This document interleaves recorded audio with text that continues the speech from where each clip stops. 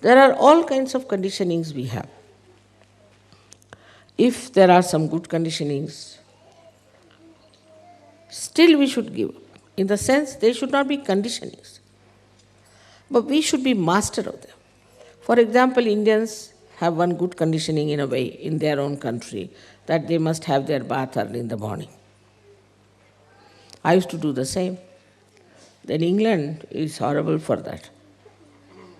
It takes its respite. If you do that in England, it's a cursed country. You just can't do that. You have to take your bath in the night, otherwise give up bathing. And one has to change. But if you have that conditioning, then you will feel very sad. Oh, I missed my bath. I can't sleep now. I can't feel all right. I am not normal.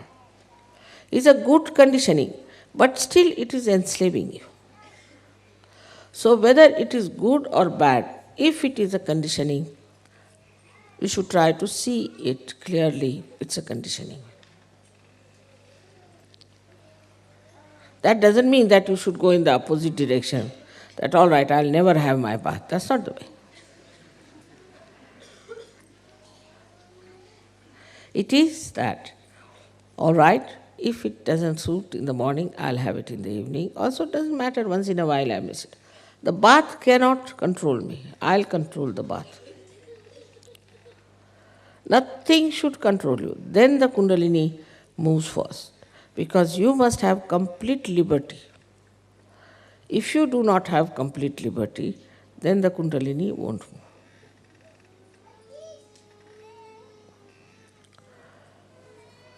We have conditionings of our families, of our religion, of our country. These conditionings, as far as possible, is to be seen clearly that we have got it through our family. If you are born a Christian, you will always be more attached to Christ. Christ you have not seen, you don't know whether he existed or not, whether this Bible is true or not, but you will be more attached to Bible. Now, if you are a Hindu, you will be more attached to Gita or to Vedas or something. This creates imbalance, because we must have the same attitude towards all the religions, towards all the scriptures. That's the sign of a saint. So this conditioning has to go. In what country you are born is another conditioning which has to be fought out. Very important it is. I don't want to discuss the conditionings of different countries, but you know very well.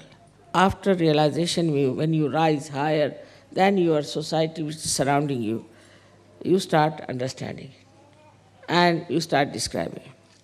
I have come to know about the stupidity of all these countries through the people who belong to that country. For example, a Frenchman will say, Mother, this is typical French mind. He's a French, otherwise born. Or a Hindu will say, Mother, this is typically a Hindu man. He will do like this. So then you understand that you are not typifying that country. You are a universal being and you are living like a universal being. Once you become the universal being, then also you realize that the skin deep complexion makes no difference in the world. So then you don't start hating somebody who is darker than you or who is fairer than you. Both ways it works. It's not only the people who are fair hate the darker ones, but darkers also hate equally. And mutually they believe that they are all absolutely wrong. If you ask a fanatic about another religion, he'll say that's the worst religion, his is the best.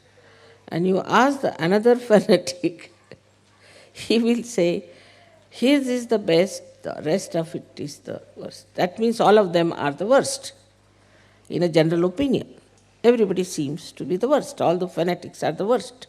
If you take a general consensus, you see. Nobody will say that, all right, my religion is all right, and at least one another is all right. Nobody. If you ask an Englishman, he'll say, Mother, this is typically English. You can't help it. They get so angry. I've seen the English getting angry with the other English for misbehaving or doing something towards me. But I don't, because they're blind. So here, the compassion should come within you as a universal being, that by God's grace you have risen higher. In the real sense of the word, it is not just you are certified, you are realized souls. No. You are realized souls, no doubt. You are. Sakshat. So, then as it is now, you are absolutely certified by God that you are realized souls. Naturally, you must change everything. No use typifying yourself, identifying yourself with something that is now you have given up. For example, from the egg now you have become the birds. Now birds don't identify themselves with the eggs and settle down in one place. They fly.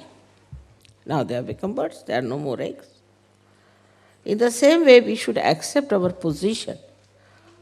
We should accept ourselves as realized souls with self-esteem and understanding as to what is our purpose of life now. It is changed completely, entirely. Once you understand the purpose of your life innately, not outside because I am saying or it's a mental process, but inside you feel responsible. You have got realization to spread it all over the world and to emancipate the whole world.